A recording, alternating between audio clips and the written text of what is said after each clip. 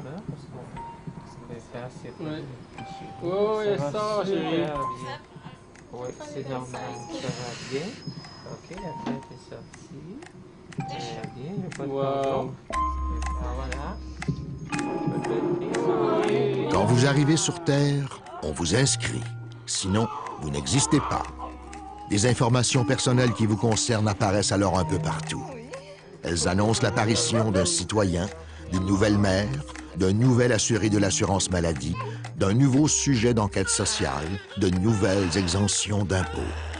Avant même d'ouvrir les yeux, vous êtes devenu une statistique qui va permettre aux services de santé publique de planifier ses campagnes de vaccination, au centre de la petite enfance de prévoir l'emplacement d'une nouvelle garderie, à une chaîne de magasins de jouets d'ouvrir une autre succursale. Bienvenue dans le monde surprenant des informations personnelles.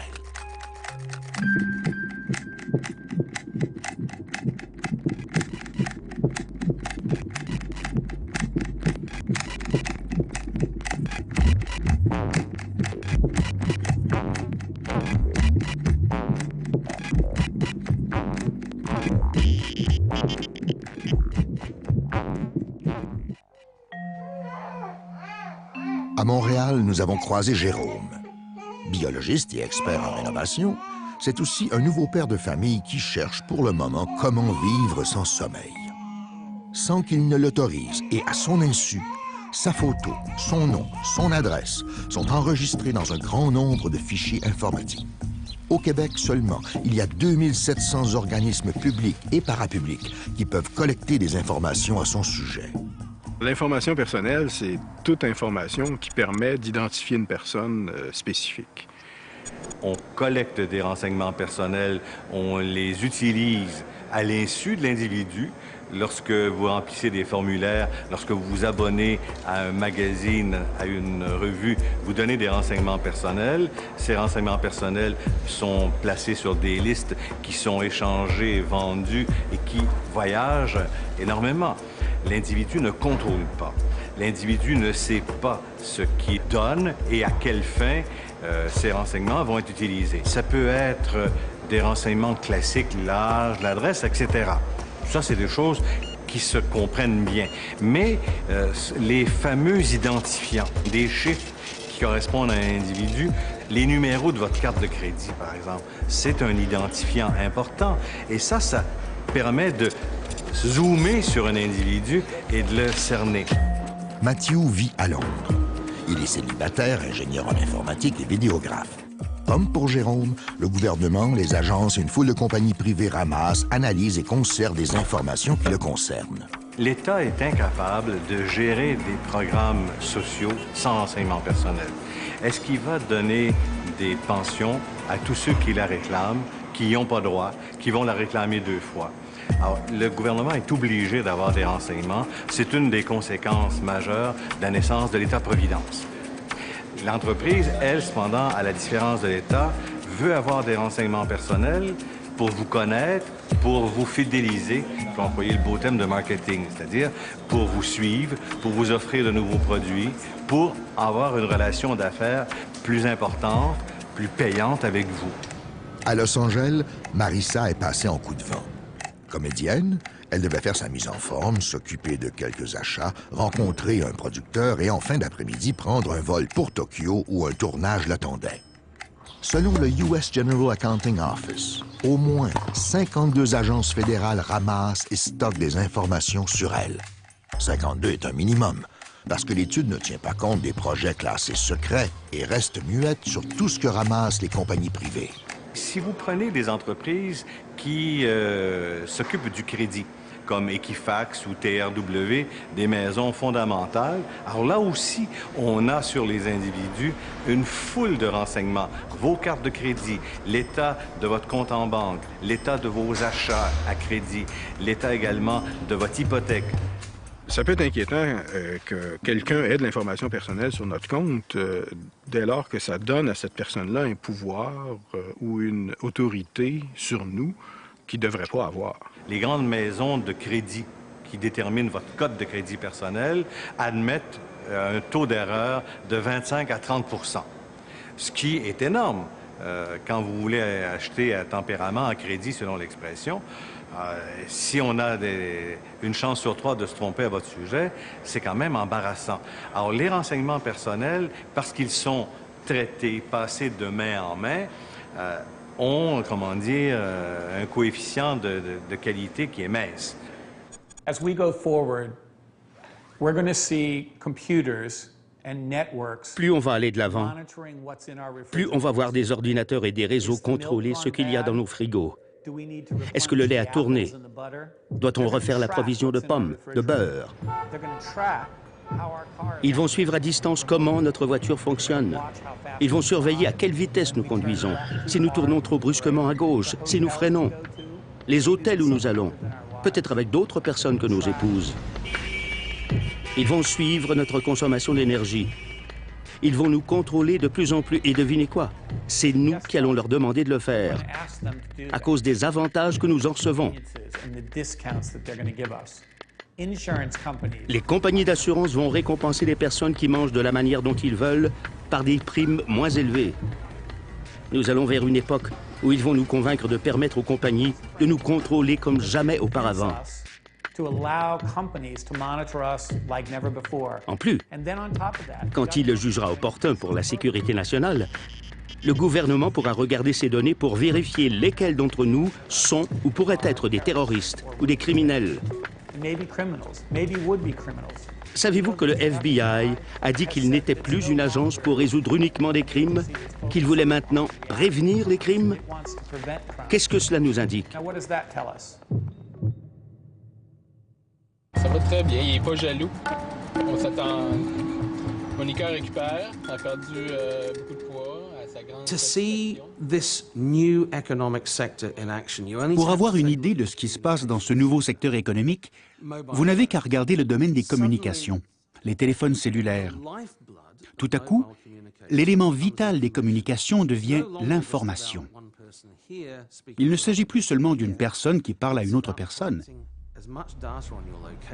Il s'agit de recueillir le plus d'informations possible sur votre positionnement, sur vos habitudes de consommation, sur vos patterns de transactions, sur vos relations avec les autres. Ceci devient essentiel pour la croissance du marché des communications et bien sûr de l'Internet. Tous ces secteurs d'activité utilisent les informations personnelles comme moteur. Partout où nous passons, nous laissons des traces. Et parce que c'est très payant, beaucoup de compagnies sont intéressées à les ramasser. Les informations personnelles prennent des formes diverses. Il peut s'agir de mots, de chiffres, de photos qu'on ajoute telles quelles à un dossier. Mais il est aussi possible de les coder pour qu'un ordinateur puisse les lire. On parle alors d'informations numériques. Sous cette forme, elles deviennent malléables et peuvent devenir extrêmement bavardes quand on sait comment les faire parler.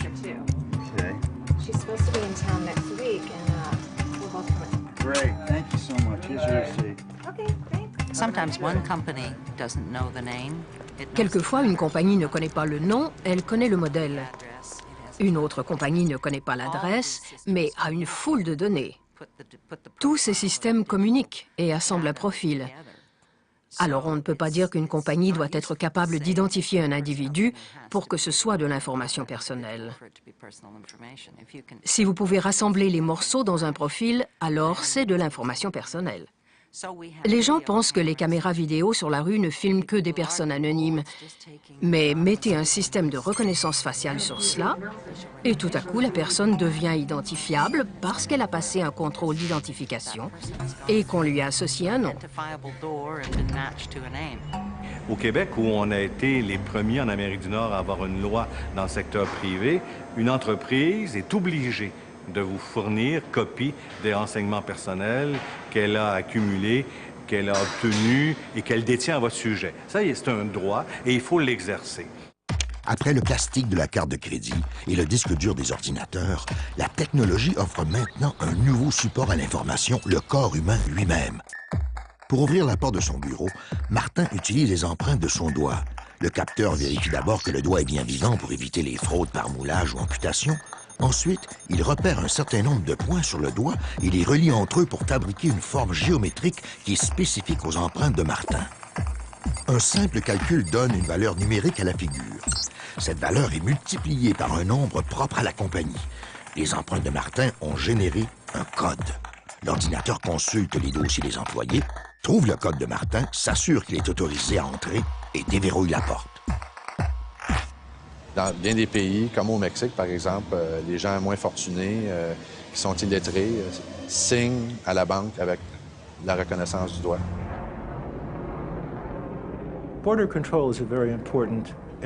Le contrôle des frontières est un domaine très important pour tous les pays qui essaient de contrôler les déplacements et l'identification des voyageurs.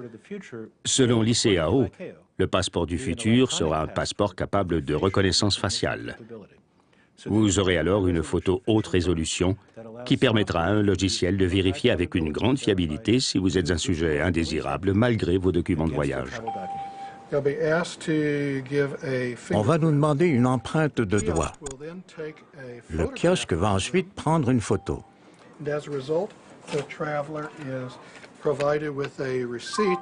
Le voyageur recevra alors un reçu qu'il devra conserver. Ce sera un document légal contenant de manière codée son empreinte digitale et l'image de son visage.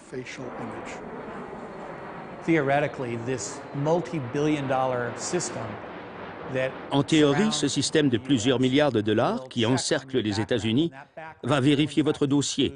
Et ce dossier va comprendre des informations venant de compagnies privées. D'où vous venez, la maison que vous possédez, et ainsi de suite. Ça va prendre des années pour se développer complètement, mais nous amasserons des informations sur des gens partout dans le monde. Ceci est une image de votre visage en 3 dimensions. Les points verts sont différents points de mesure. Il montre la longueur de votre nez, d'ici à ici, les ailes de votre nez, qui sont ces 2 points. Ces points donnent une image en 3 dimensions, en utilisant de la même manière les mesures de vos yeux, de votre bouche et des autres traits de votre visage. Je pense qu'aujourd'hui, nous sommes prêts pour un changement. Passer d'une préoccupation d'intimité à une préoccupation de protection pour nous-mêmes, nos voisins, nos enfants et petits-enfants. Notre problème est celui-ci. S'il y a un besoin majeur d'améliorer la sécurité et la vérification d'identité pour nos petits-enfants, alors nous devons le faire maintenant. Parce que ça doit commencer avec une collecte d'informations de la naissance à la mort. Nous avons une décision fondamentale à prendre sur la protection de notre vie privée versus la volonté de voir notre gouvernement nous surveiller. Chacun de nous a droit à son opinion. La mienne est que nous n'avons pas d'autre choix que d'établir pour nous-mêmes l'équivalent d'un système de passeport international. Ceci deviendra éventuellement un document légal d'identification. Ce n'est qu'une question de temps.